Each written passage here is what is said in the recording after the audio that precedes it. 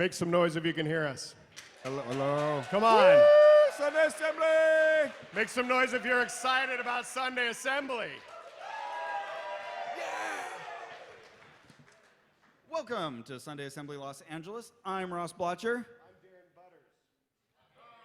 I'm Darrin Butters. Woo! And we'll be the host for today's Sunday Assembly. We are a God-free community that celebrates a worldview grounded in evidence and reason. We invite everyone to join us as we do our best to live better, help often, and wonder more. Today's going to be heavy on the wondering more, because it's all about where science Because meets. I don't get it. Hey, raise your hand if there's an empty seat next to you. We are packed, you guys. Not many we empty are seats. packed. So, people in the back, People in if the you back see some sit of those next to somebody raised raising their hands- hand. Wait, don't sit in the front row. That's where we're sitting. But everywhere else, oh, okay, our names are not on the seats. That is true. Yes. Darrin, Oprah. Excellent. So find some of those seats, make room for people as they come in. Thank you very much. We've heard that there's a new system with colored dots. I didn't know this, so I took a colored dot. And I'm not new, but if you have a colored dot on your name tag, that means you're new. Or you like colored dots. Or you like colored dots. So if you see somebody with a colored dot, it's a great conversation opener, like, hey, are you new, or do you just like colored dots? And if you're new, you may be wondering, like, why the hats? It's our birthday. Woo!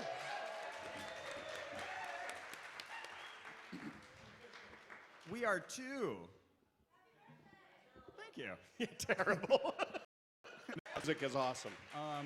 So we're going to bring up, we've got from the historic streets of Waikiki, we've got Street Light Cadence.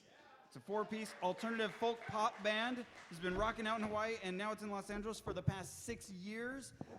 We invite everyone to stand up now, sing along, and we will get out of the way.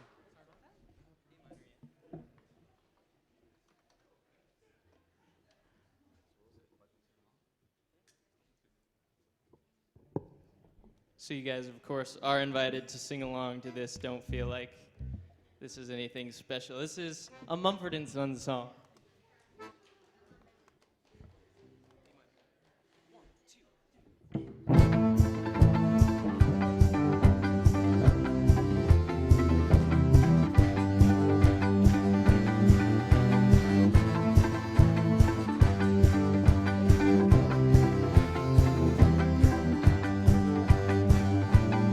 Well, I came home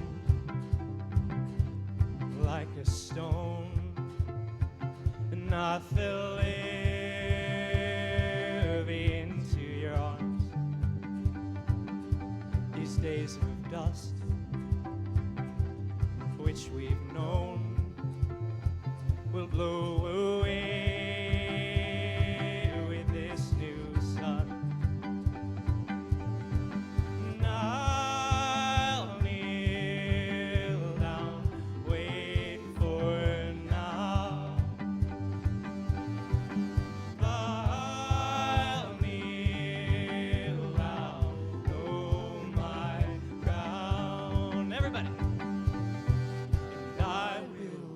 I will wait for you.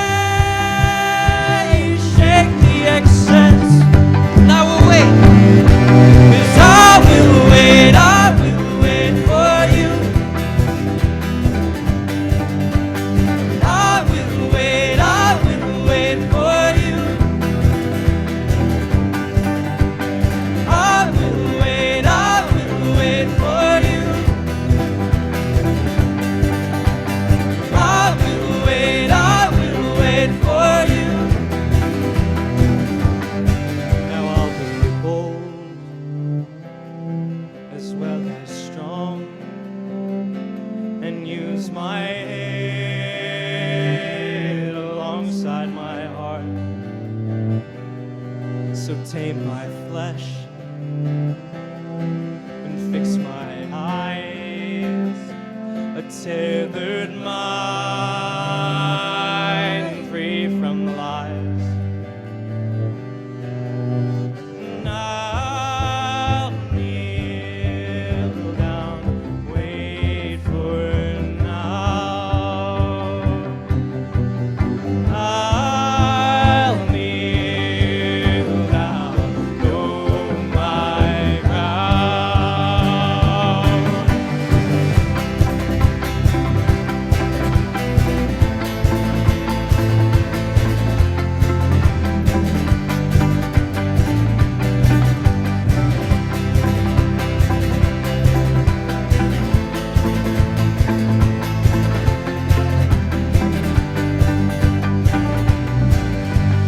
Raise my hands, faint my spirit go my head, keep my heart slow. 'Cause I will wait, and I will wait for you. I will wait for you. I will wait for you. I will wait for you.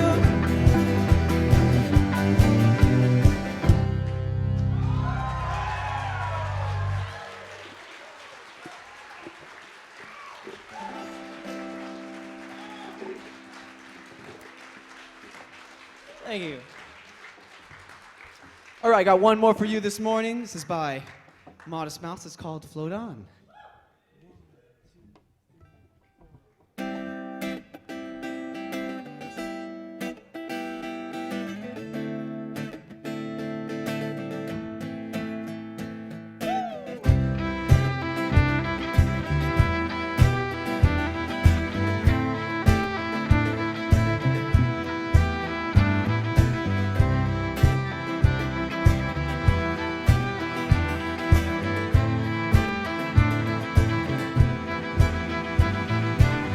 I backed my car into a cop car the other day.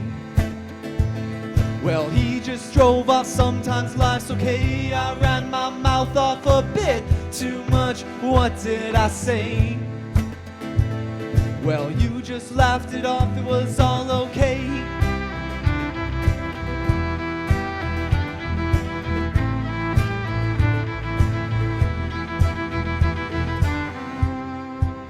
And we'll all float on okay.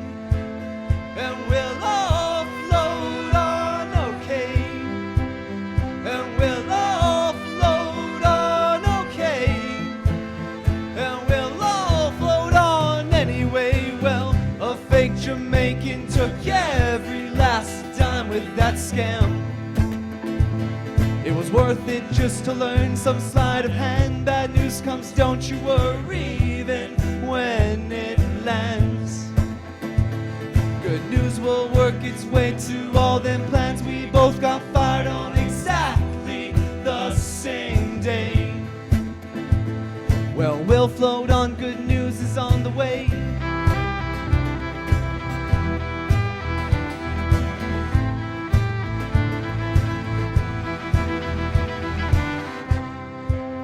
And we'll all float on okay. And we'll all float on okay. And we'll all float on okay.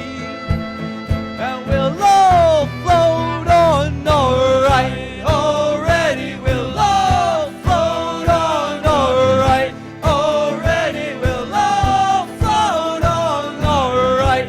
Don't worry, even if things end up a bit too heavy, we'll all float on.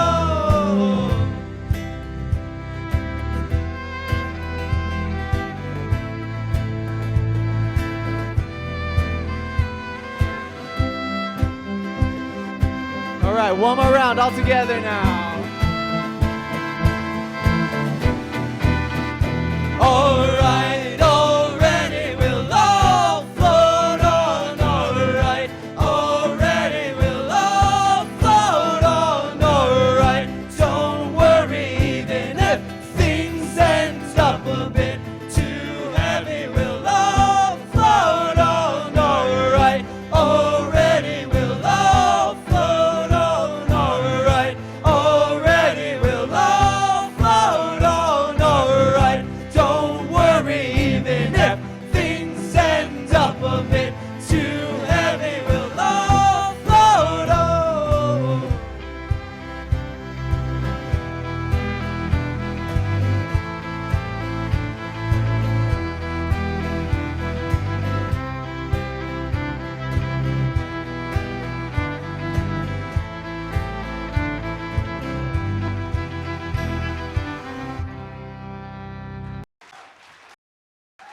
That was awesome.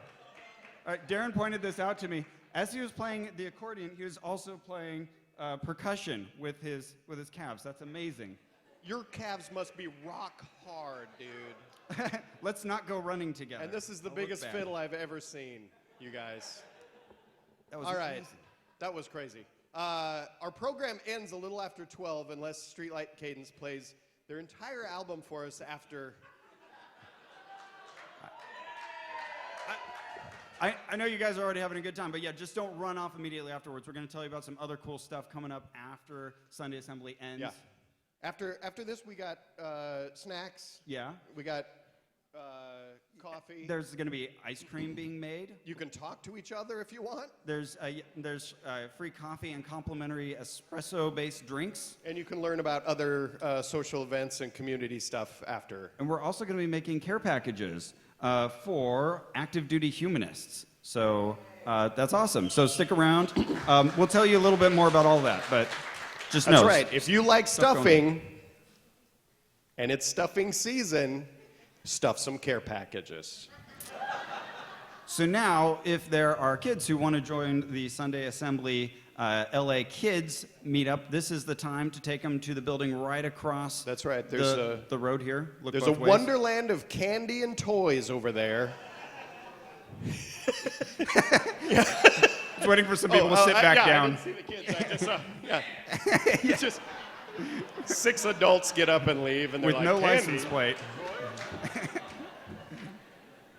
All right, so for everybody remaining, it is icebreaker time. So we're gonna have you all stand up.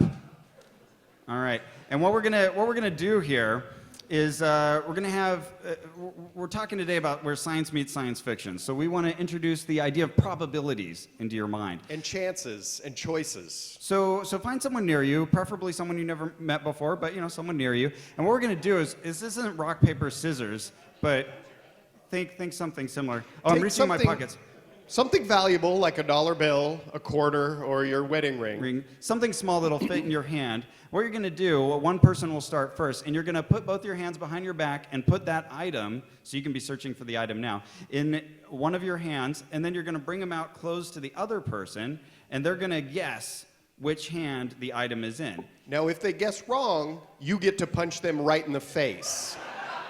Go with me on this, guys. It's really worth it. Or modified rules, it's their turn to do it. Okay. However you want to play it. Whatever. But if they are right, well then do it again and see how many times in a row, switch it up again, but see how many times in a row you can get them correct. And we're going to ask you afterwards who got the best string of correct guesses.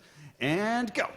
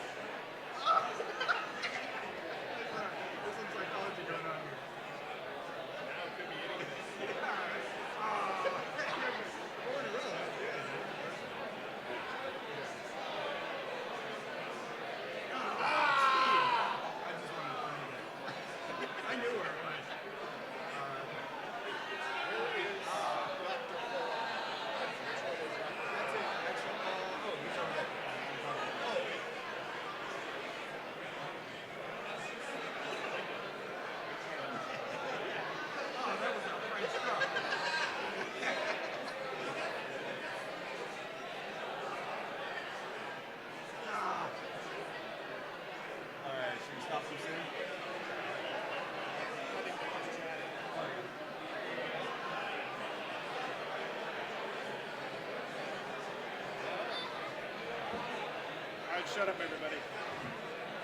All right, cut it out. Enough of that. Stop talking. Stop making friends. I like that. Ashley Gernak. I'll introduce Ashley. You can introduce them. Excellent. All All right. By show of hands, who got more than 5? 5 or more, let's say. In a row? You know. Whoa. Okay. All right. Wait. Sit down. Let's just everybody sit down. All right. I figured we'd start high, and when you multiply the probabilities, 1 in 5 is already pretty impressive. This is exponential here. Okay. So if you got 5 in a row successfully, stand up, both of you.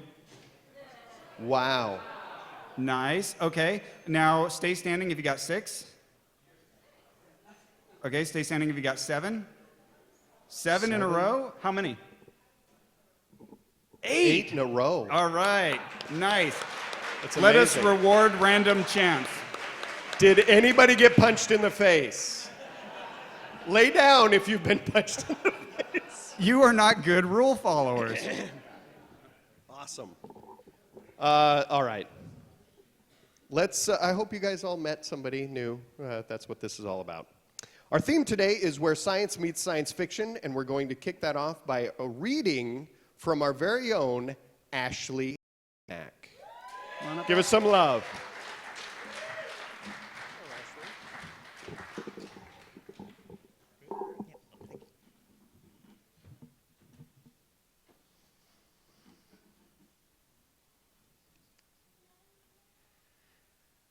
Look again at that dot.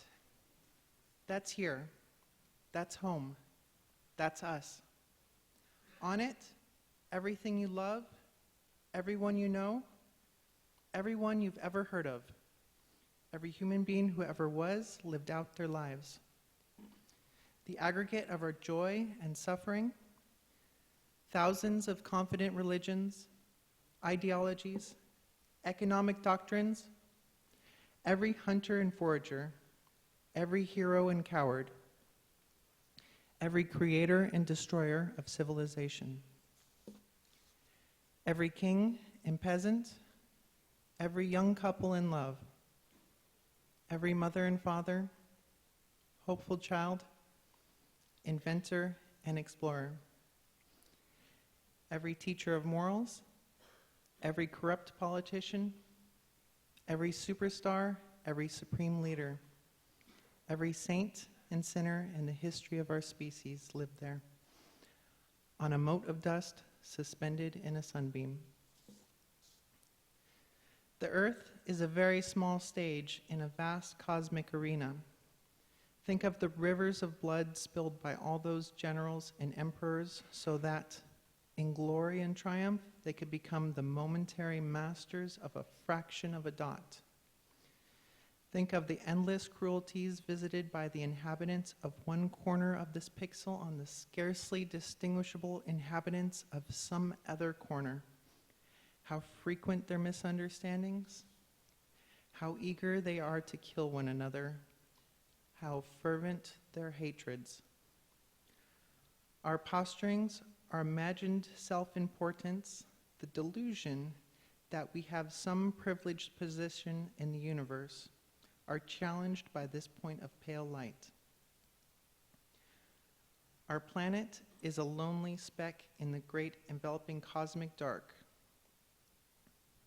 In our obscurity, in all this vastness, there is no hint that help will come from elsewhere to save us from ourselves. The Earth is the only world known so far to harbor life. There is nowhere else, at least in the near future, to which our species could migrate. Visit, yes. Settle, not yet. Like it or not, for the moment, the Earth is where we make our stand. It has been said that astronomy is a humbling and character-building experience. There is perhaps no better demonstration of the folly of human conceits than this distant image of our tiny world.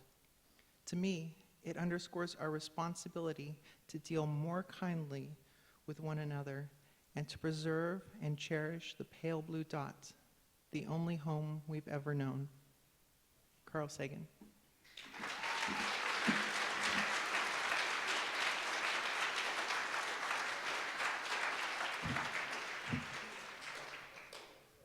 Oh man, thank you. That's so awesome.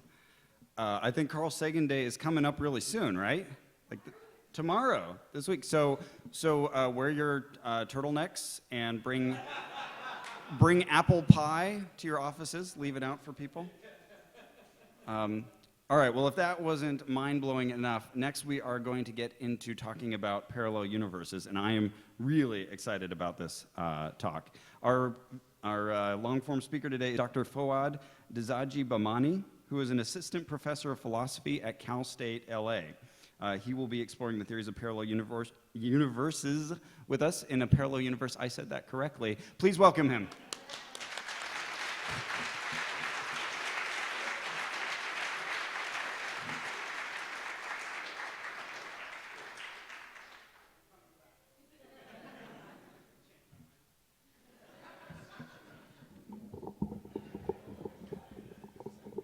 Sure, yeah, that's fine. I was going to use this one.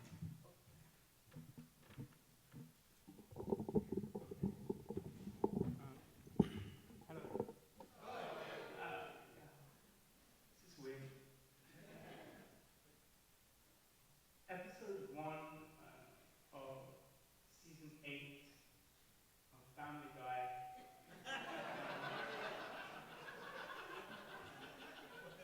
I don't know why you're laughing. It's funny. Has Stewie Griffin find a remote control that allows us to go to other parallel worlds? And in fact, he takes Brian with him. They go through a variety of these things. One of them in which humans are subservient to dogs. Another one, apt. Another one in LA, I mean. Another one in which Christianity never arose, etc., etc., etc. I mean, the idea that there are parallel worlds is something that science fiction writers have long been drawn to. There's lots of literature about it, lots of films, lots of movies. Here's a question. I mean, are there really some such things? Are there really parallel worlds? I don't know is the answer. I don't know whether there are parallel worlds. But what I want to try to tell you in this talk is that there are reasons for taking that idea seriously. There are several accounts in contemporary physics and indeed philosophy which suggest that this isn't just the stuff of science fiction, it's more than that. And I'm going to tell you about 3 of them. Those 3 are, bear with me, the many worlds interpretation of quantum mechanics, the multiverse theory in cosmology, inflationary cosmology, and finally something from philosophy which is called modal realism. I'm just checking my time. There's a lot to get through. This is super ambitious, but here we go. So let me start with quantum mechanics first. Do we have that first slide? So that will help. So standard quantum mechanics, I hope you've all heard of standard quantum mechanics. Standard quantum mechanics is a theory about the very, very small stuff, atoms and their constituent parts, electrons, protons, neutrons, etc., etc. And in one sense, quantum mechanics is remarkably successful. It's one of the pillars of modern physics. It's been around for about 100 years, more, and there are no known counterexamples, and it correctly accounts for a plethora of phenomena. And it hasn't been wrong. There's reason for taking it seriously. Nonetheless, since its inception, I always worry when I say that, because people think, oh, is this anti-science? It's the opposite of anti-science. Nonetheless, there is a problem in the foundations of quantum mechanics. That problem is called the measurement problem, and I'm just trying to give you a flavor for that. Roughly speaking, quantum mechanics tells you that the behavior of very small systems is governed by 2 dynamics. One which applies to systems up until the time that they're observed, and one which tells them how to behave after they're observed. So I want you to imagine the following thing. Imagine that you have an electron in a box. It's trapped in that box, and you're interested in the question of whether it's in the left-hand side of the box or the right-hand side of the box. According to quantum mechanics, before you observe it, this is going to sound weird, but it's true. Before you observe it, the electron is not on the left-hand side of the box. It's not on the right-hand side of the box. It's not in both sides of the box, and it's not in neither side of the box. It's in something called a superposition of states, which doesn't have a classical analog. But the good news is that when you observe it, it ends up in a definite space. It will end up either on the left-hand side or the right-hand side with a definite probability 50-50. That's the standard quantum mechanical story. The problem with it, and this is the measurement problem, is that there is no systematic way of determining what counts as observation. You might think that there is, but trust me, there isn't. And this has long been a problem for quantum mechanics. I mean, this problem hasn't been successfully solved. This is where we get parallel worlds suddenly. There's an interpretation of quantum mechanics, and by interpretation I mean just an attempt to solve this thing which I call the measurement problem, which says that in fact there is no collapse. The idea that upon measurement the electron ends up in the left-hand side or the right-hand side definitely, in fact, is not true. That sounds weird, and it has a very weird consequence. The consequence of that is that, in fact, the world, the universe as we know it, is branching out. So if you look at that little diagram, if you start, I wish I had a laser pointer, but I don't. But if you look at that diagram, in the bottom, you'll see that that's our world. And that what happens to this electron, according to this theory, is that, in fact, two worlds emerge. One in which there's an electron on the left-hand side, one in which there's an electron on the right-hand side. And this just happens all the time. And in fact, as you've sat here, if this theory is true, many, many copies of you have been made. We're like almost exponentially multiplying. There are all these increasing possible worlds. Well, they're not possible, they're actual, according to this theory. These parallel worlds in which there are copies of you, all differing in the minute details.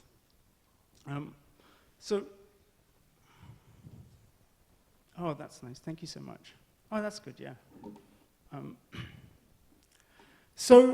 That's the many worlds interpretation of quantum mechanics. You've literally multiplied good news for you. I'm going to now tell you about no, it's great. I mean, like, there are copies, if you mess up your life, it's okay. There are like an infinite number of yous who are just getting it absolutely right. It's great. Don't worry about it. The second kind of possible world, parallel world that I want to tell you about comes from inflationary cosmology, essentially. So I'm in LA, so you've all heard of the Big Bang Theory, and most of you have also heard of the Big Bang Theory. So the Big Bang Theory, the theory, not the show, tells us that the universe started 13 billion years ago in a tiny volume, which is incredibly dense and incredibly hot, and it expanded, and as it expanded, it cooled, and good news for us, eventually like little subatomic particles form, they clump together to form atoms. We got stars, galaxies, nebulae, and all the stuff that we love and care about right now. Great. I take it that most of you think that the Big Bang Theory is true, and I think it's true. But the original version of the Big Bang Theory that came before the 1980s had a few anomalies, things that it couldn't explain. I'm just going to tell you about 3 of those things that it couldn't explain. One of them is that it can't explain the fact that the universe is extremely uniform. If you want to make that more precise, it can't account for the fact that the intensity of what's called the cosmic background radiation is the same in all directions. It just can't account for that fact. And yet it's true, we've observed it. Another thing that it can't account for is the fact that there's a lot of evidence to suggest that the early universe was very flat. Again, the standard Big Bang story doesn't explain why that's so. And finally, there's a distinct lack of a particular kind of fundamental particle. These things are called magnetic monopoles. Aside from we have, oh, sorry. So, you know, our universe, but there are, I can't draw an actual infinity on a 2-dimensional piece of paper. I'm just gesturing towards it. But there are uncountable infinity of other parallel worlds, other universes, some of which are very much like our own. The laws of physics are the same, essentially, and we're very likely to find stars forming, and maybe there were some planets that look like ours, and maybe there's someone that's dressed like you in that other world. Others are completely different, and they don't have anything that looks like the things that we're used to in our worlds. The physics is so different that stars wouldn't have formed, let alone planets, let alone sort of life as we know it. So that's the second of these two stories about parallel worlds. How am I doing on time, timekeeper? Oh, this is great. I managed to do it all. Are we still together? Yeah. Are some of you secretly hoping that you're in the parallel world where this talk is over and you're eating ice cream? I feel like that's probably the case. It's like, why does he sound so funny as well? Like his voice, it's like, it's a different accent. It is, it's from London. Finally, this is in some sense the most batshit crazy of these types of parallel worlds. This is the kind of parallel world that you get in the context of philosophy. It's called modal realism.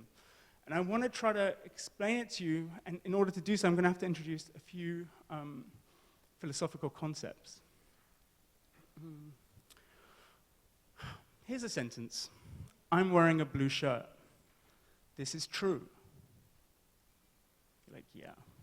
This is true. What makes that sentence true, the thing that I said true? What makes it true is that it corresponds to the facts, namely the fact that I am wearing a blue shirt. Great, you're thinking. There is an old white-bearded man in the sky dictating how atoms behave. There's a sentence. That sentence is false. Why is that sentence false? Because it doesn't correspond to the facts. There is no corresponding fact that makes that sentence true. What I've just given you is what's called the correspondence theory of truth. And it should be unassailably intuitive for you that what makes something true is whether it corresponds to a fact, and they're failing to be a fact to which it corresponds makes that thing false. So far, so good. Now consider the following sentence. I could be wearing a black shirt. It's a funny thing to say. I'm not. You're all looking at me, and you know that I'm not wearing a black shirt. But nonetheless, your intuition, I hope, is that I could have been wearing a black shirt. So I could be wearing a black shirt right now. I just am not. So you want to say that, and this is called a modal proposition. It's a proposition that involves talk of possibility. You want to say that that modal sentence is true. And yet, if you buy into this thing that I call unassailably intuitive correspondence theory of truth, well, that sentence comes out as false. Weird. So philosophers have been in the business of trying to give us a systematic way of making sense of this modal discourse, this way of talking about possible states of affairs as opposed to the actual state of affairs. And the thing that they came up with is something called possible world semantics, according to which a sentence of the form, it's possible that Foad is wearing a black shirt, is true, not because it corresponds to the facts of the actual world, but because it corresponds to facts at a possible world. So it's true that I could have been wearing a black shirt precisely because there is a possible world, not this world, but a possible world, in which I am wearing a black shirt and everything else is the same.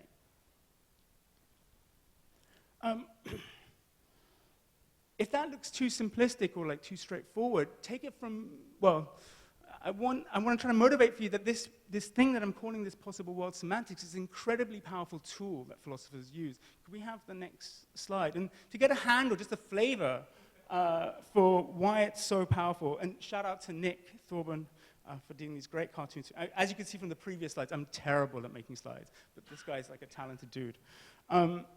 So I want you to consider the following counterfactual. Well, okay. Maybe some of you don't know what's going on in this image. This is a cartoon representation of Oswald shooting Kennedy. Artistic license, I don't know, I didn't.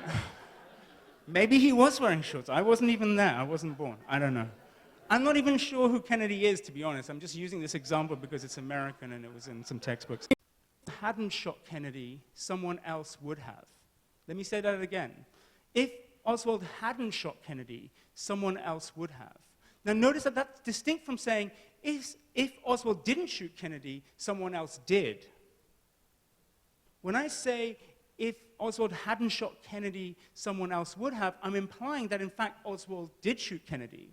But I'm saying something about a possible sequence of events, not the actual sequence of events. What I'm saying is something modal. I'm trying to say, well, look, if Oswald hadn't done it, someone else would have. I know he did it, but there was this conspiracy set up, and it was inevitable that Kennedy was going to be shot. We want a systematic treatment for these kinds of sentences as well. We want to say when a sentence like this counterfactual conditional is true and when it's not true. And possible world semantics gives you the following answer to this question: is that counterfactual true?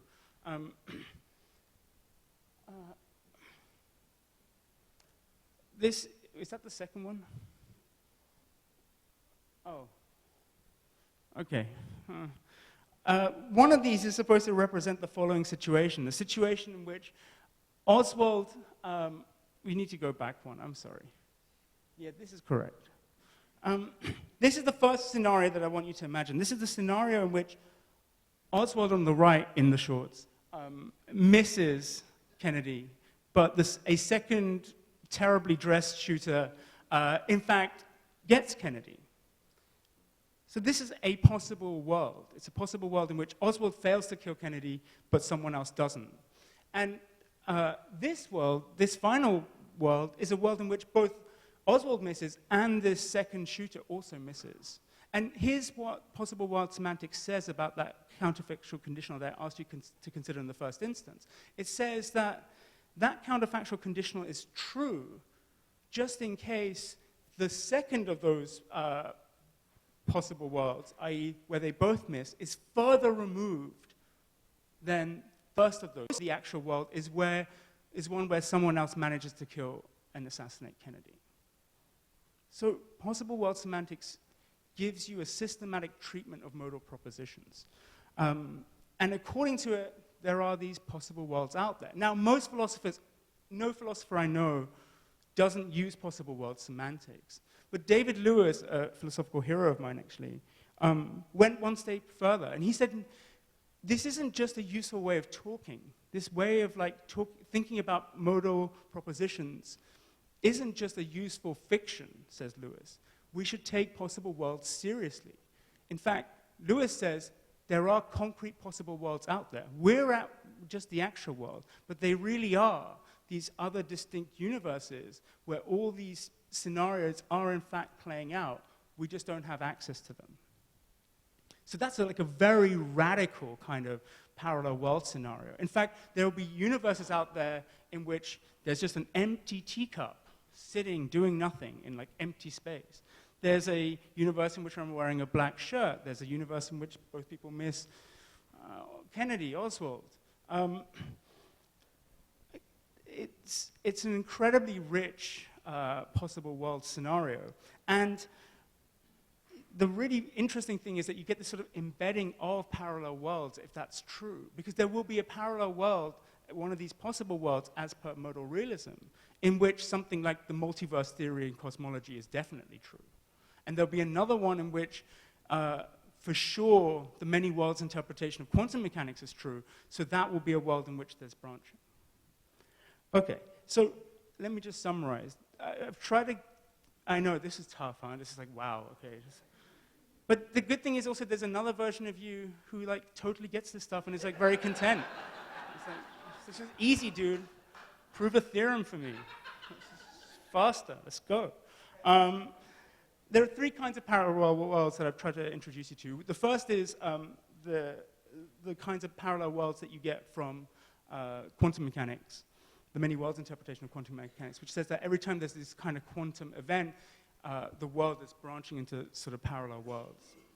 There's the parallel worlds that you get from inflationary cosmology, which says that not only did our universe sort of come out of a Big Bang, there are an infinity of other universes also coming out of this sort of primordial quantum soup, which gave us our universe. And finally, there's the really radical position of modal realism, which is that there are an uncountable infinity of possible worlds, one world for each way that the actual world could have been.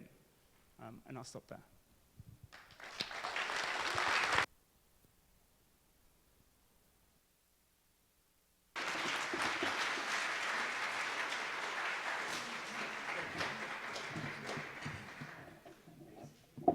Give it up for the doctor.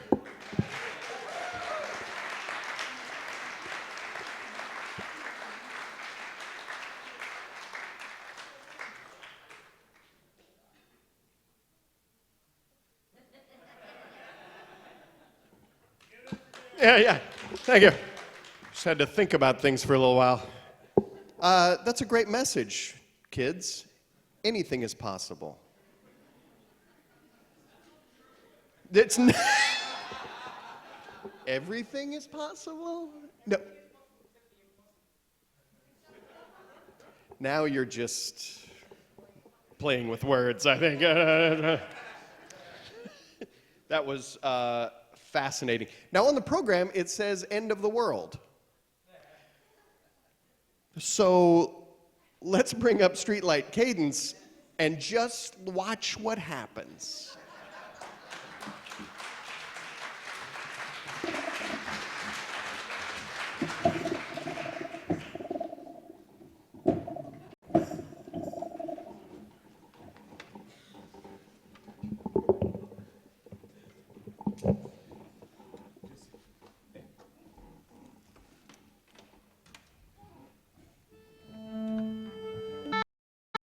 The end of the world. I had no idea the context. This is an original song, so hope you enjoy. It's the end of the world as we know it, and I forgot to say I'm sorry. So would you please forgive me? I know it's the end of the world, but since there's no tomorrow, like you said, it's now or never, and I've watched us slowly sever. Will you be my friend till the end of the world?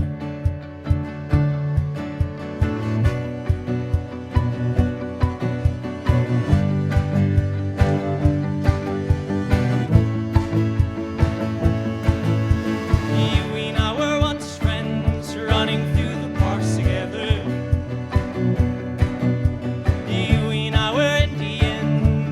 Darrin by the feather.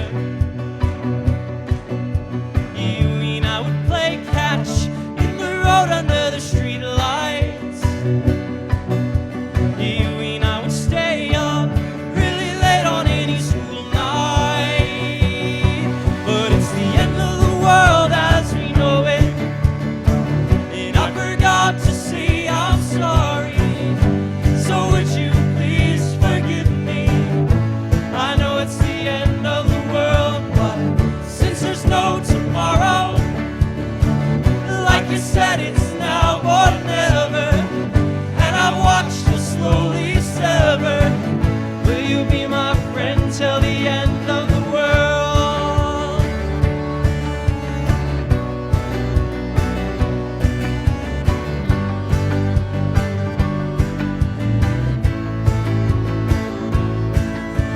You and I are old friends. I'm sorry I betrayed you. Nothing is as painful as everything you've been through. I laughed at all your hard work, your courage and your patience. I watch you chase both our dreams and wonder where my soul went. But it's the end of the world as we know it, and I forgot to say I'm sorry. So would you please forgive me? I know it's the end of the world, but since there's no tomorrow, like you said, it's now or never, and I've watched us slowly sever. Will you be my friend till the end of the world?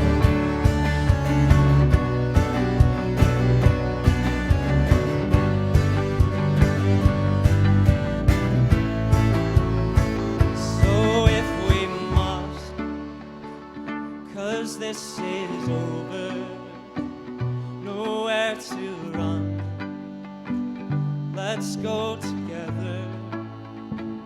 And if we must, 'cause this is over, nowhere to run, let's go together.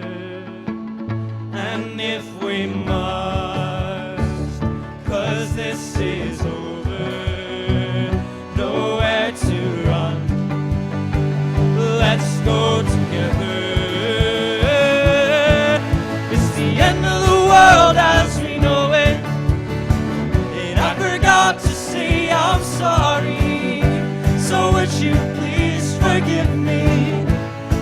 know it's the end of the world, but since there's no tomorrow, like you said, it's now or never. And I watched her slowly sever. Will you be my friend till the end of the world?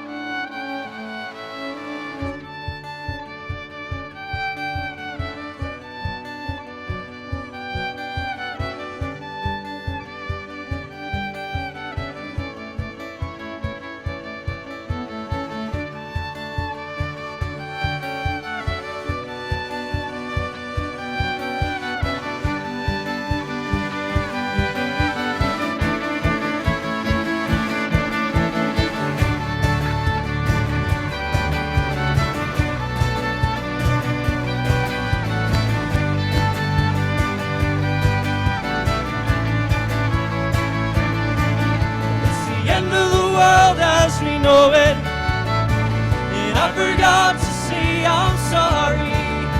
So would you please forgive me? I know it's the end of the world, but since there's no tomorrow, like you said, it's now or never. And I watched you slowly sever. Will you be my friend till the end of the world?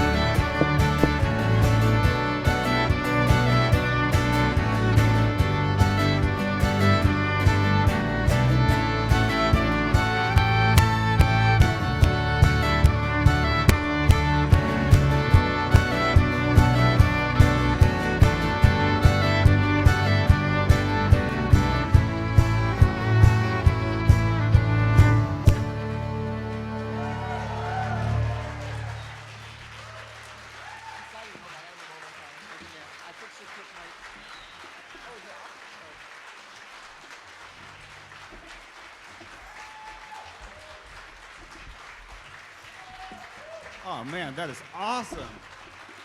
Awesome, guys. Thank you. You may be seated. I always wanted to say that.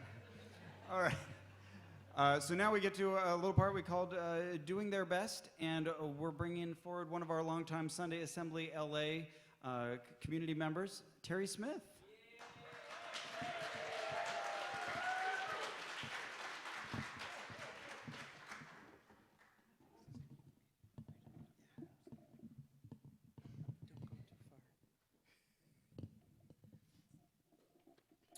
Good morning. I hope I can get through this.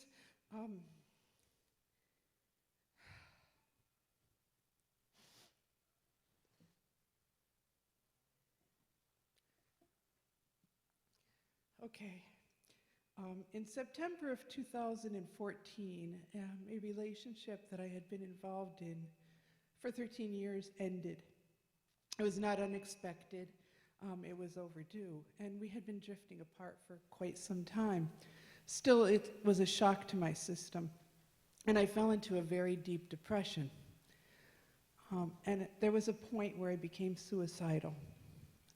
I didn't talk about it with anyone, I kept it to myself, but I have a very compassionate, loving friend who also happens to be a therapist, and she knew what was going on, especially when I started giving away all my stuff.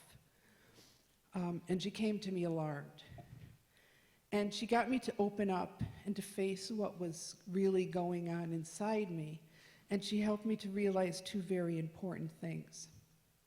The first was that I was grieving more for his family than I was for him.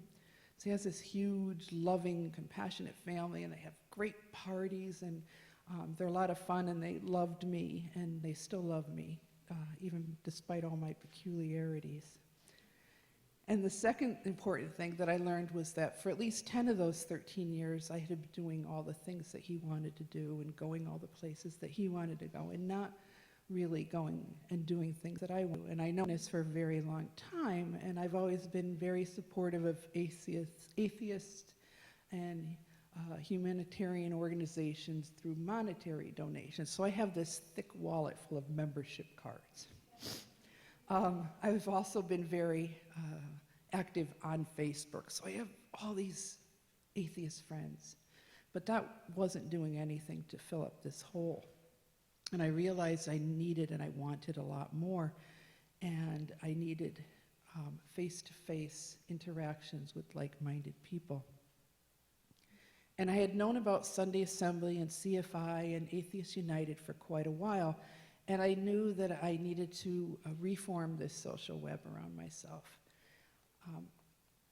When you're suffering from very deep depression, there is the tendency to isolate. Above all, you isolate. And though I wanted to do all these things, it was so difficult. It's so difficult to just get out of the house and face new social interactions. So it took me quite a while. And it wasn't until this past January that I felt strong enough and I attended my first Sunday assembly. And I liked it. It was totally different. But I also knew that I had to do something to make myself come back, because the tendency would be to blow it off, to panic, to find some reason at the last moment where I didn't want to go. So I signed up to volunteer, because then I would have a responsibility here. And I came back the next month, and I came back every month. And every month since then, I've been volunteering at every Sunday assembly, except for 1 month when I was in Spain. And at each assembly, it's been an incredible experience. I've met some incredibly loving people here who give so much, and I don't know how they do it. I've learned that I'm extremely touch deprived, and I'm working to fix that. I've attended a lot of fun social events, lots of fun. I've been given the opportunities to give back to the world. But most importantly, I found acceptance here.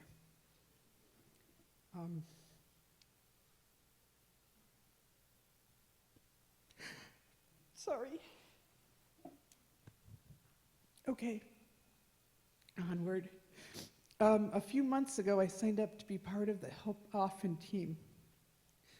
And I've been a part of the group that serves dinner in West Hollywood, and I can't describe in words, it's really hard to describe what this experience is like, because the lines between who's giving and who's receiving, they disappear, and they're gone. And you're just surrounded by love and compassion and gratitude, and it makes me high. I've also hosted a recent jam session at my house, which was wonderful, and to our complete and utter delight, Street Light Cadence showed up. So you can understand,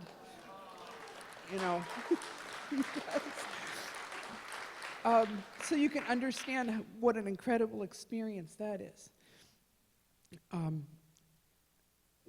What I want to say here today, the most important thing, is that for today, right now, I'm feeling happier and more fulfilled than I ever have. And I have a purpose in life. And I just want to thank Sunday Assembly and all of you for helping me.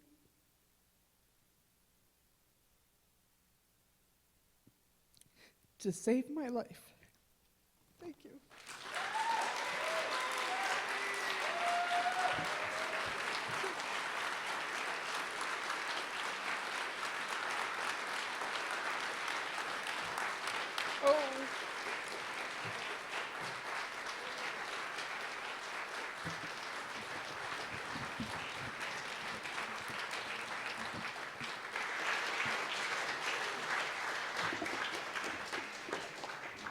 Terry Smith, everybody.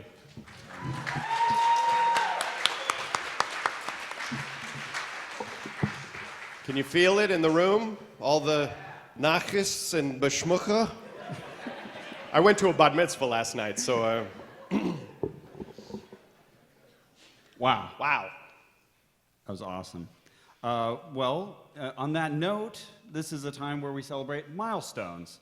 We only got one submitted today, so we're going to talk about how awesome our lives are. But just know that when you come in, when you go to get your name tag in the front, there's these note cards. So next time, just be thinking about that. Like, hey, what happened this past month? What can I share? And I hope we get a ton of these. Just let us know, birthdays, anniversaries, exciting, job things. Yeah, awesome stuff that's happening in your life. Let us Like know. Sunday Assembly.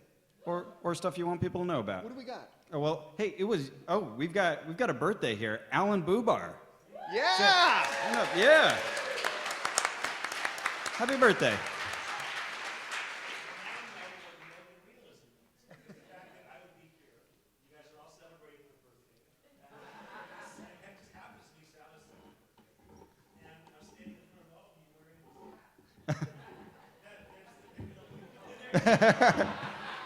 If that's not modal realism, I don't know what is.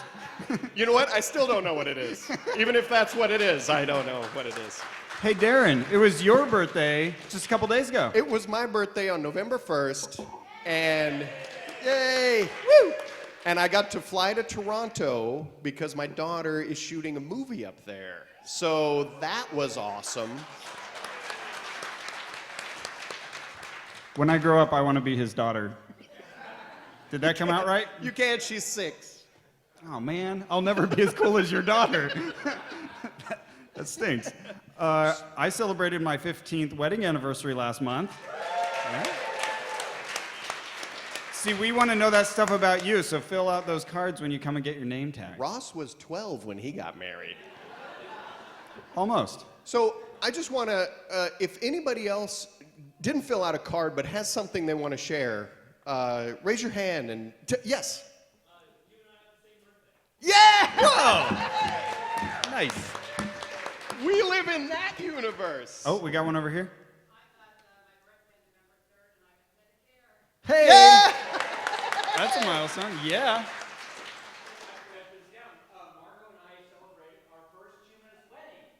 Woo! Yeah.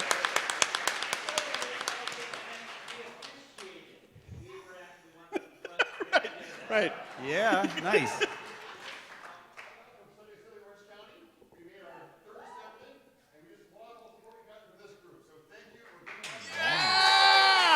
Nice. Oh, that's good stuff. All right, Oh, that's wait, what we oh, like. Yep. All right. Nice. And one more. Yeah. Happy birthday. Awesome. Mazel tov. All right, so now is our moment of quiet reflection. Yeah, this is the time where you get to think about stuff in your own head. And we've just had these mind-blowing ideas implanted in our heads. So might be a good time just to think for a few moments about what led you to where you are and how it could be different. Take a nice deep breath.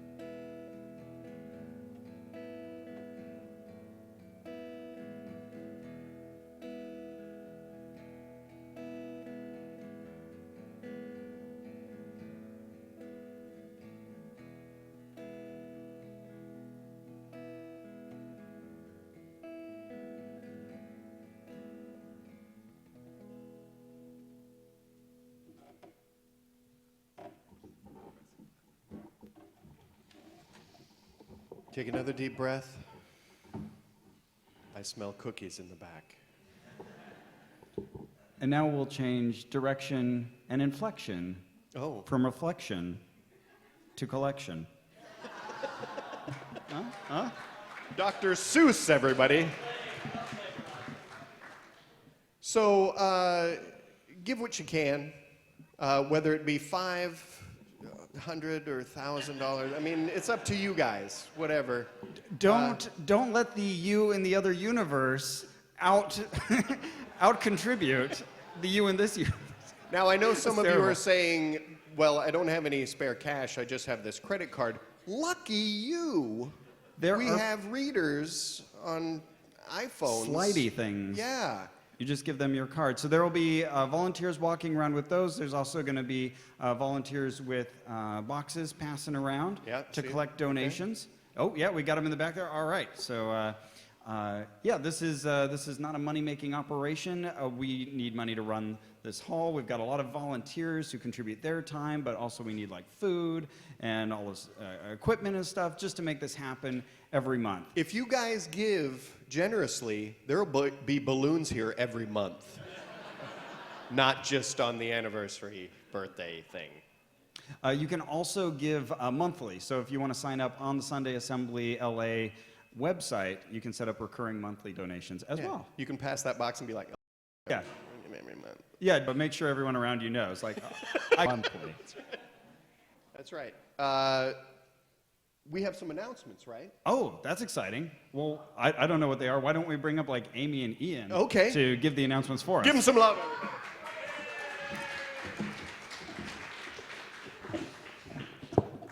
Take this down to Amy height. Okay. Hi. Good morning. Happy birthday. Happy birthday to me. Oh. So we'll try to make this fast, but we have a really, really exciting announcement to make. So to lead into that, we at Sunday Assembly have been trying, you might have noticed, to create an alternative to the sort of community support you might get from a church, but one that is entirely naturalistic and secular. All the best bits of church without the religion and awesome pop songs. And I brought my branding guide with me. And we've been trying to do that without the resources that a church might rely on, you know, a building or centuries of public relations or okay. Unbelievable stories. And importantly, a staff, right? Our assembly is 100% volunteer run, which is incredible. We're tremendously grateful to our volunteers, and we have people who help us out part-time and full-time, and that has been an incredible ride. And it also means that sometimes there's a little anxiety about whether or not this is going to happen next month, or let's put this plan on the back burner, and we'll work on this plan for right now. So it's been, when we say that it's been a wild ride, it really has. It changes day to day, and that's great. But for our second birthday. Well, let's back up just a little bit. Let's back up to the first birthday. Because when we stood up here a year ago, we made an announcement to you guys that a very generous donor had put up a $5,000 matching gift. And if we would match that, it would turn into 10. And you did! You guys not only did it within days, you actually did it within hours of that announcement. Yeah. Woo! So, what did we do with that money? Right, so that allowed us to do a number of things. So we thought we were doing, okay with the volunteer power. We've done, just this year, dozens of service projects, hundreds of social events. We put on this assembly every month, and I feel like every month it just gets better. And we're creating, hopefully, the kind of family that we can all rely on, so that we keep hearing stories like Terry's, and that's, what Sunday Assembly has been meaningful to us. With our fundraising ask last year, we were able to do things like offer childcare, consistent paid childcare, so that we can offer free childcare every month, and that program has just grown, making Sunday Assembly more accessible to families. What else have we done, Ian? Gosh, I'm just thinking of the Sunday Assembly line where we put together 300 personal hygiene kits for homeless around Los Angeles. We've been fighting food insecurity, working with the West Side Food Bank. We've been helping often. We've been able to take risks like investing in lighting so that we could try this crazy live streaming experiment. Are we live streaming right now? Yeah, we're live right now. Hi, Mom. Hi, London. Hi, London. People in Sunday assemblies and in towns that don't have assemblies across the world are watching right now. It's been so exciting to be able to share what we do with other assemblies and to set an example of what we think is a pretty kick-ass community. So that's what we've accomplished in the last year, but we're not looking forward to next year. Right now, we're starting to look towards 5 years out, 10 years out, the next generation, and what it's going to take to make sure that Sunday Assembly is here long after all of us have moved on to a parallel universe. Yeah. See what he did there? So our hope and our plan has always been pretty big. As we're not looking at just the next year, but we're actually hoping that Sunday Assembly is something that will be around for the next generation and the next generation after that. There are over 70 assemblies worldwide. They're growing all the time. We share resources and ideas with each other, and we think that this is something that will stick around and will just continue to get bigger. So now on to our announcement. A private foundation has offered to give us a gift of in this universe of up to $25,000.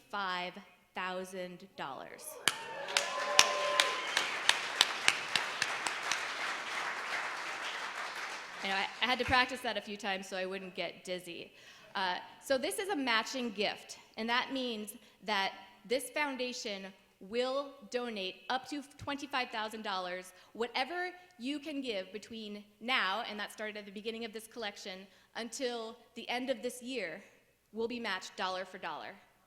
If you donated $50 today, your $50 just became $100. And if you want to sign up to be a monthly member, your first month's donation, because memberships are so important for us when we plan for longevity, will be quadrupled. So that impact will, that's quadruple in this universe. It's almost like money comes through a wormhole, isn't it? So whatever you're able to share with us today online, if you're watching from home and you want to make a donation online, those donations will also be matched. This is an incredible opportunity for us to meet the generosity of our donor and take Sunday Assembly to the next phase. We've been planning for this phase for a long time, so we have been able to take advantage of some frugal decisions and hold on to some cash reserves, and you guys are not going to believe what's coming next year if we can match this gift. So thank you, everyone, for your generosity, for being a part of our community, and for giving generously. Now it counts more than it ever has, now until December 31st. Thank you.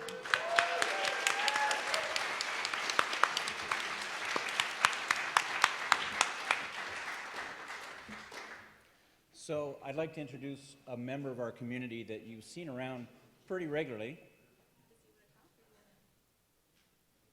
Oh, come on. You know you want to. Everybody knows Sean. Sean has been a super supportive member of our community from the very beginning. And with this announcement of a matching gift from this charitable foundation, I think Sean has something he wanted to share with you. So I think a lot of us come here starting out as audience and we see a show, but I think this is a community, and I encourage you to take your time to put yourself in this community, volunteer, attend events, and reach out to people around you. I'd like to start out with this, with a $5,000 donation.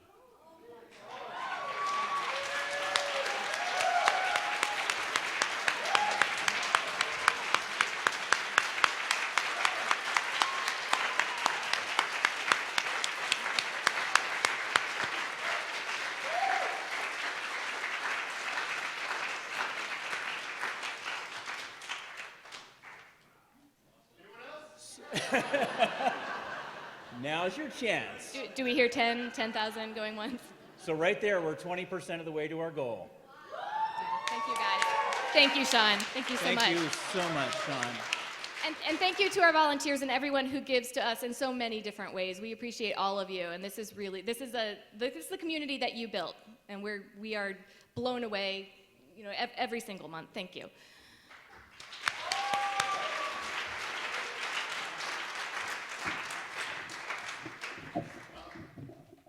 Wow. This has been a day of wows. So we've been thinking about this whole multiple universe thing. More than I'd like to. And, it hit me, thinking about the intersection of science and science fiction. In the lines of what Sam Harris said, he said it, I'm going to paraphrase this, but we need not believe anything untrue about the universe in order to live the best life possible. And, I like it. That was an amen for anyone who didn't hear it. I love it.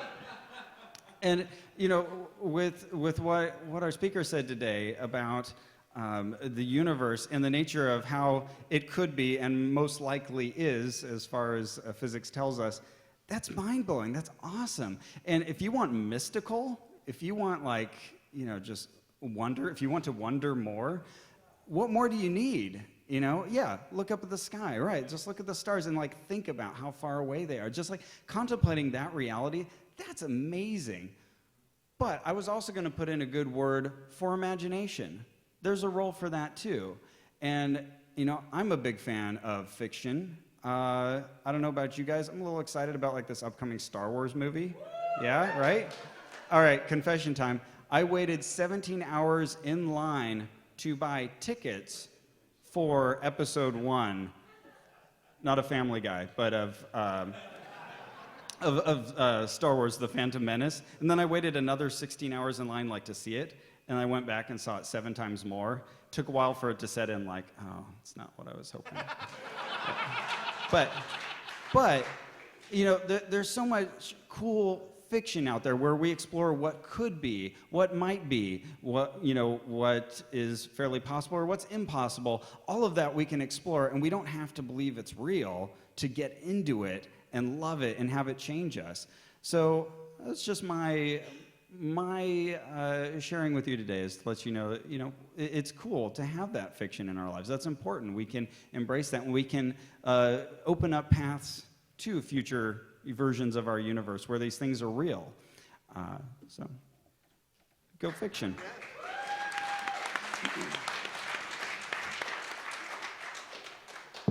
On this day, many years ago, Hitler avoided being killed in a bomb blast. So we live in that universe.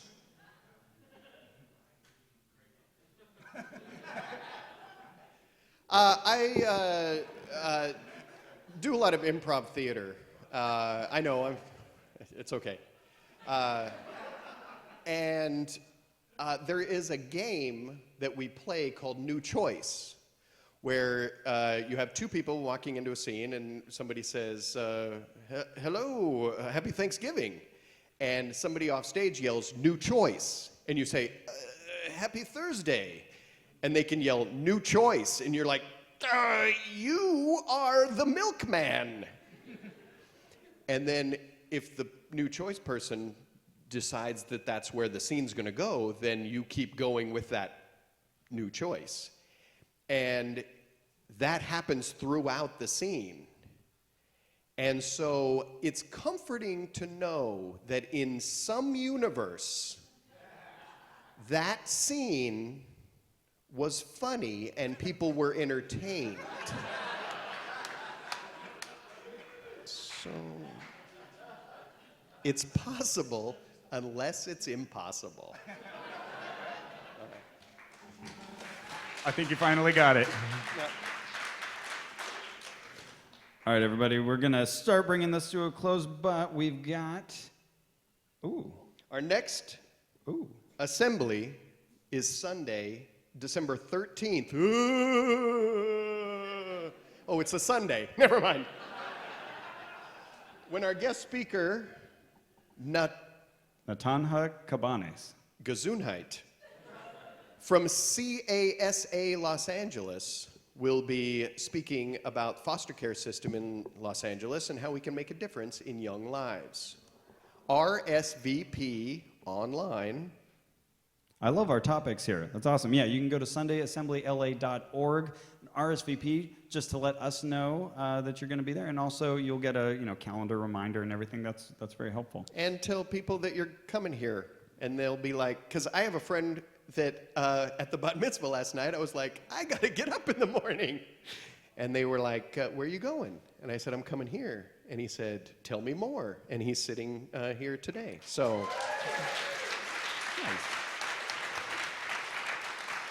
He's also one of the singers in no, wait a second.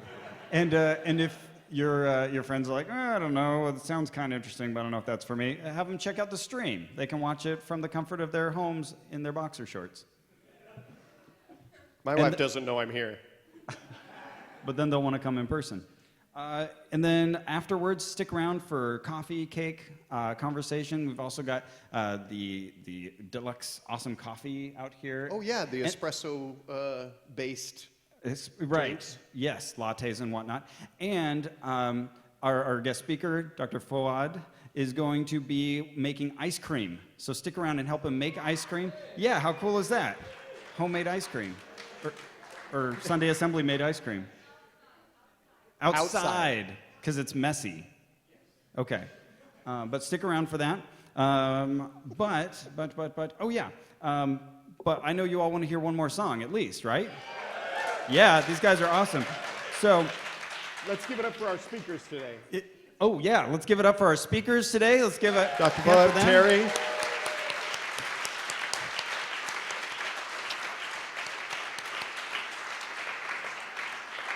And I know we get one more song, but I know I want more. There's albums outside you can buy, their previous two albums, and their third album from Street Light Cadence called Beyond Paradise will be released in early December.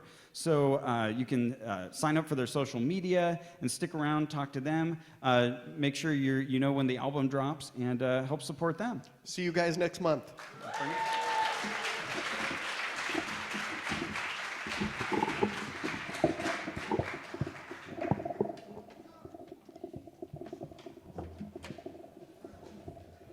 So we got asked to learn this song just for today, so we're probably going to butcher it, so that means we need a lot of your help singing along. That's what that means. But by the way, we also have free stickers for all of you, so if you would like a free sticker, just come to the case after and sing along.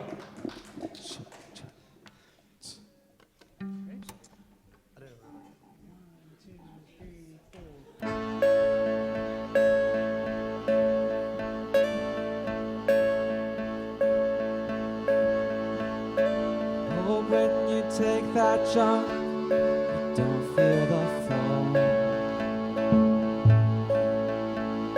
I hope when the water rises, you build a wall. I hope when the crowd screams out, they're screaming your name. Hope if everybody runs, you choose to stay. I hope that you fall in love and it hurts so bad. The only way you can know is give it all you have. And I hope that you don't suffer but take the pain. Hope when that moment comes you'll say, I did it all. I did it all. I owned every second that this world could give.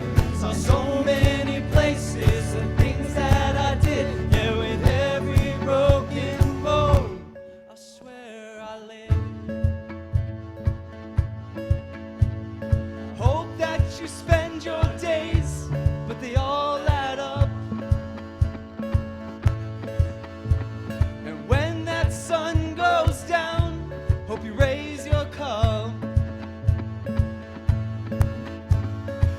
wish that I could witness all your joy and all your pain.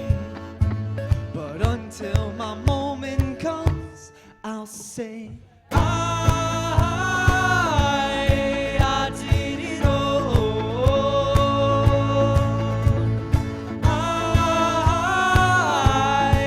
I did it all. I own every second that this world could give. So many places, the things that I did. Yeah, with every broken bone, I swear I live.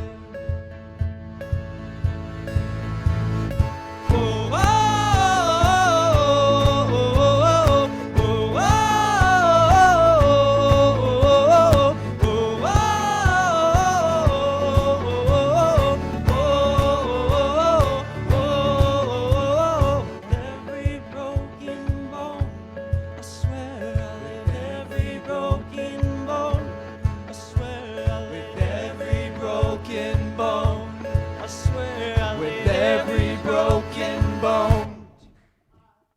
I did it all. I did it all. I own every second that this world could give.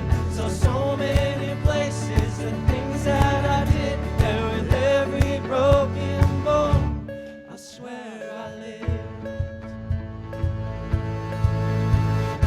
Oh, oh, oh, oh,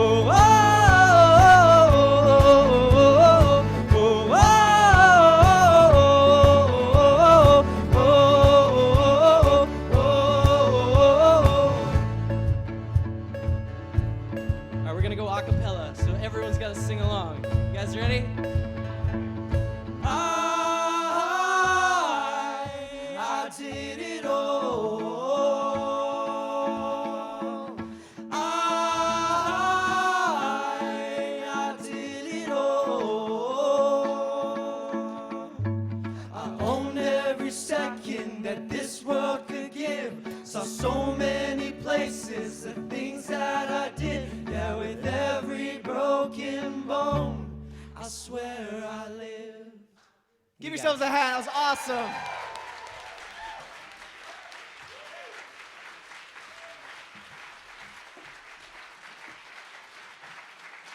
We'll be outside. Thank you.